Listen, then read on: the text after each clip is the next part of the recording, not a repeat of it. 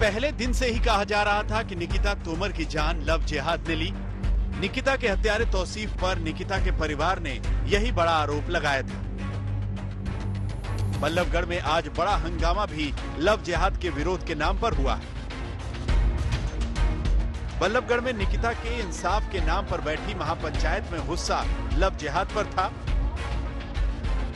ऐसे 28 मुकदमे जो लव जिहाद के हैं वो खाली फरीदाबाद की जब तक चाहे वैधानिक रूप से और चाहे हमें अपने हाथों से ये बदला नहीं लिया जाता, हमें वो आत्मा कचोटती रहेगी।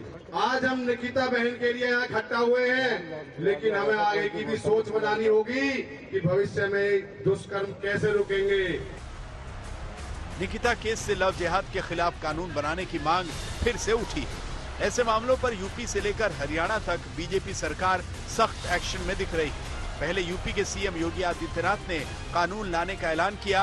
अब हरियाणा सरकार भी लव जिहाद के मामलों में योगी मॉडल पर ही चलेगी। इलाहाबाद हाई कोर्ट ने एक आदेश दिया है कि धर्म परिवर्तन के लिए शादी ब्याह के लिए धर्म परिवर्तन आवश्यक नहीं किया जाना चाहिए, इसको मान्यता नहीं मिलनी चाहिए। और इसलिए सरकार भी निर्णय ले रही है कि हम लव जिहाद को सख्ती से रोकने का कार्य करेंगे। एक प्रभावी कानून बनाएंगे। छद्मवेश में चोरी छुपे, नाम छुपा करके, स्वरूप छुपा करके जो लोग बहन बेटियों की इज्जत के साथ खिलवाड़ करते हैं, उनको पहले से मेरी चेतावनी, अगर वे सुधरे नहीं तो राम नाम सत्य है कि यात्रा अब निकलने वाली है। और ये लव जिहाद नाम की चीज पर कानून से या वैसे रोक लगाना अब लाजमी हो गया है। आदित्यनाथ जी ने ठीक बात कही है कि इसके लिए कानून लाया जाना चाहिए और इस लव जिहाद को बच्चियों को बचाने के लिए इसको रोकना आवश्यक है। बिल्कुल, हम भी इस पर विचार कर रहे हैं। यूपी से लेकर हरियाणा तक लव जिहाद के मामलों पर सरकार ट्रेलर दे रही है। इस पर कानून बनाने की बात हो रही है, लेकिन सवाल ये भी है कि ये कैसे होगा, क्योंकि कानूनी तौर पर यह मामला बहुत पेचीदा है। ओवैसी जैसे नेता इसी पर पलटवार कर रहे हैं। इस देश में, भारत देश में बीजेपी आरएसएस एक मंसूबाबंद तरीके से मुसलमानों के खिलाफ कुछ ना कुछ कहती रहती है ताकि मुसलमानों के खिलाफ नफरत भड़काया जाए। जब कोरोना चल रहा था तो तबलीगी जिहाद कहा, कोर्ट ने उसको कहा कि झूठ है।